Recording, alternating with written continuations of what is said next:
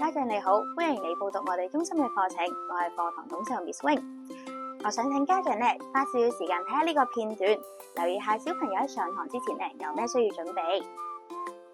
小朋友第一次上堂可能會有分離情緒㗎喎，家長可以預備一啲小朋友中意嘅物件攞住上堂，例如車車或者毛巾，增加安全感。家長都可以陪同上堂，逐漸分離，等佢可以獨立學習。準備個小書包，入邊擺啲底衫褲、食物同埋相樽就 OK 啦。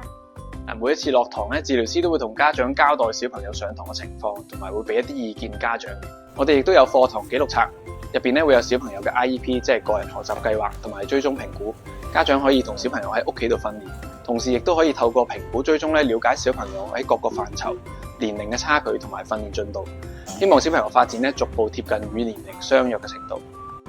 家長可以放心，我哋喺編寫個人學習計劃嘅時候，會清楚寫明課堂係點樣執行，而課程督導安排治療師代堂嘅時候都會跟進翻小朋友嘅學習情況，小朋友好似平時上堂咁就得㗎啦。最後，我哋期望小朋友嚟到中心係帶住一個愉快嘅心情去學習同上堂，所以我哋致力營造一個舒適嘅環境，等治療師可以喺佢嘅專業同愛之下，同小朋友一齊同步成長。